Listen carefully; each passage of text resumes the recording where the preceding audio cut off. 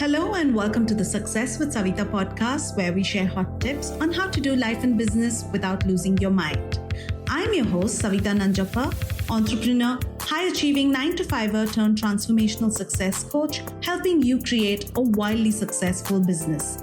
Come hang out with me and other fabulous humans like you every week for stories and chats packed with a healthy dose of tips, resources, how-tos, and real talk. Side effects may include a happier and more confident you with each passing day.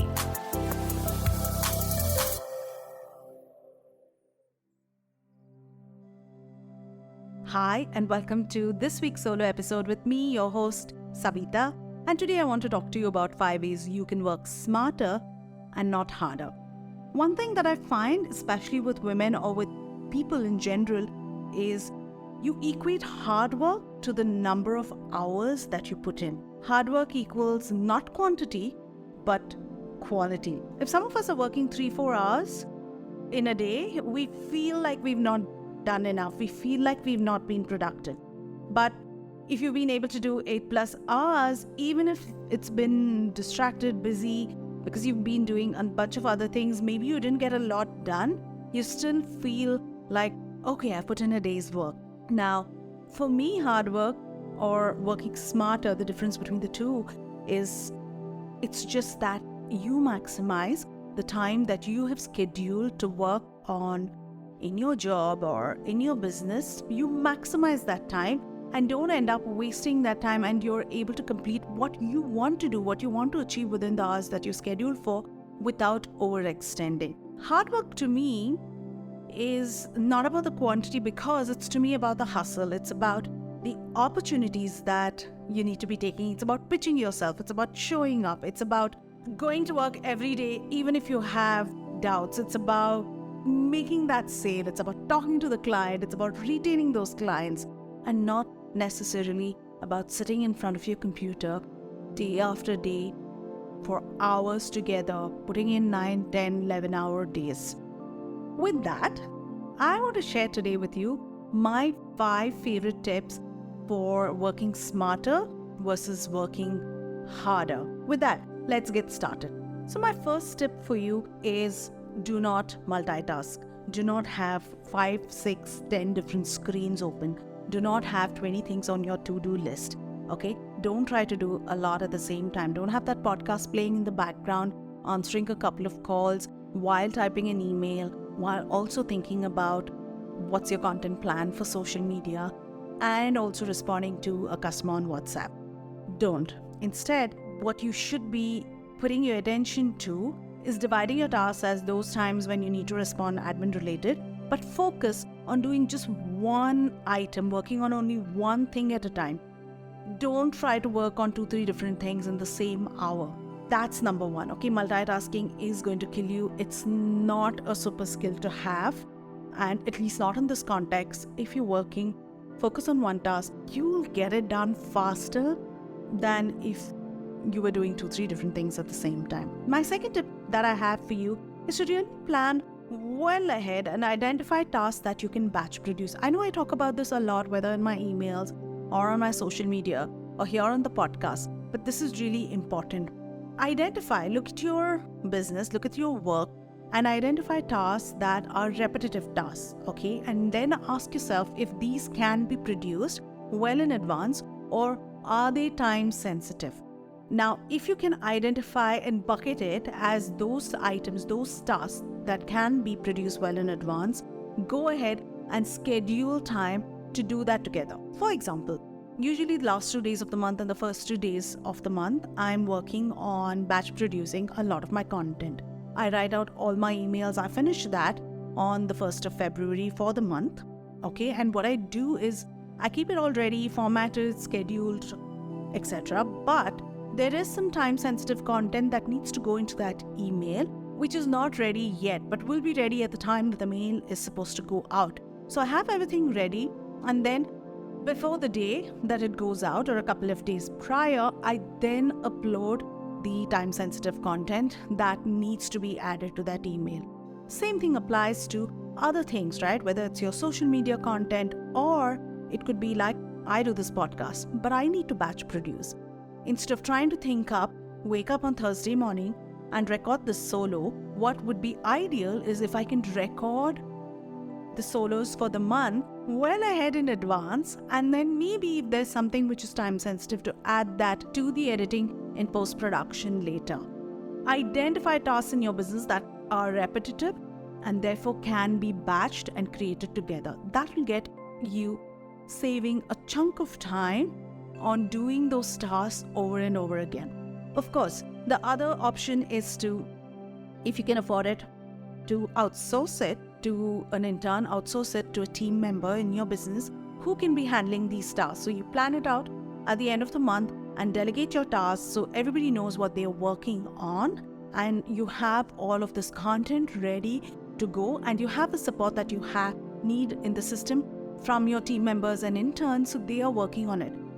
You need to also train your team. If you have team members, you need to also train your team to work in this way, so they are also giving it to you well in advance. You have time to check if you need to. You have time to quality check, proofread, do all of those things. Sometimes I've noticed that when you have interns, they really have different timelines. Like I did have an intern who would work in the middle of the night at 2 o'clock in the night and send it to me. But that content piece had to go out first thing in the morning. And we wouldn't have time to check it for mistakes and all of that, because it would be at a time that, if she had questions, we wouldn't have a chance to talk about it because I wasn't awake at that time. So you've really got to train your team as well to identify tasks that can be mass-produced, batch-produced. So that's my tip number 2. Tip number 3 for me is to really track how you spend your time. And this is important, and let me tell you why. Every week, have a process to be able to check in and understand how are you spending your time, because this is where you'll catch your time wasters. This is where you'll identify where you need more planning and organization. This is where you'll identify if you need to hire an extra resource. So it's really critical for you to track your time. And I'm not saying you need to do this all the time where you're tracking how you spend your week, but implement this time tracker at least for a few days every couple of months. So you're always ahead of the curve. You're catching things well in time, and you're able to come back, course correct, so you're not distracted. You don't feel like you're slowing down. You don't feel like you're losing your productivity. So really spend some time tracking how you spend your work hours and what are you working on and what your productivity is like every week. At the end of the week, this could be a self-check-in question that you implement where you're asking yourself, what were your time wasters?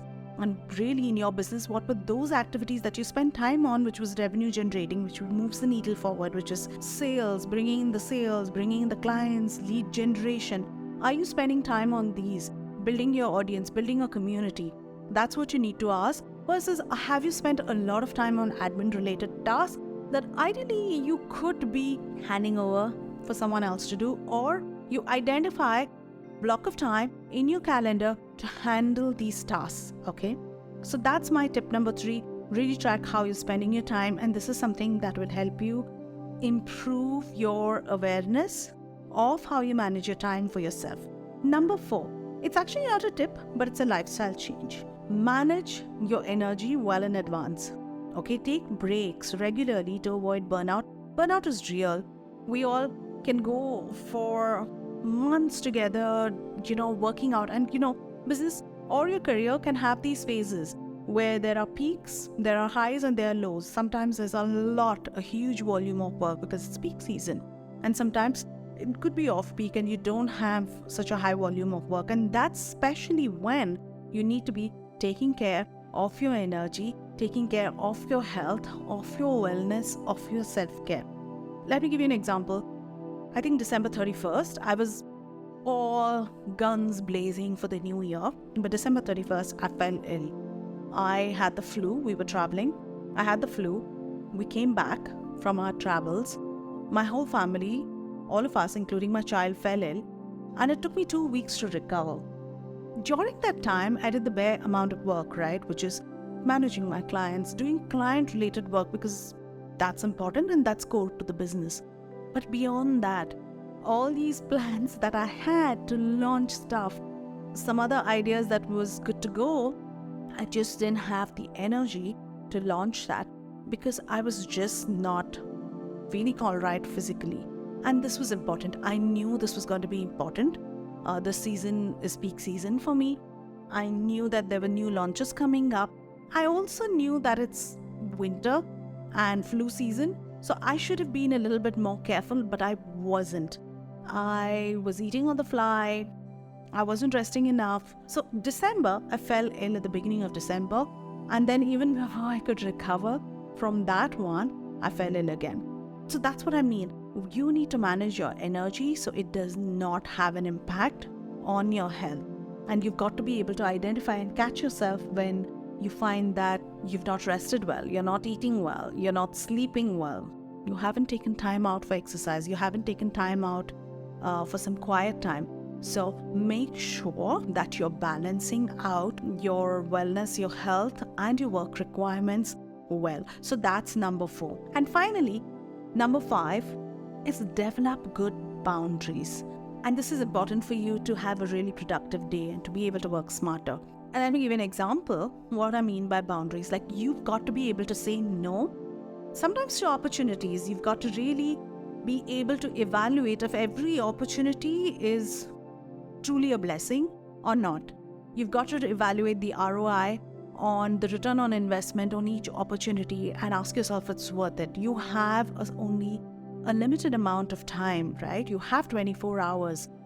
You won't be able to stretch time. I mean, you can bend time in reality, and that's a different conversation. But you've got to be able to pick your opportunities wisely.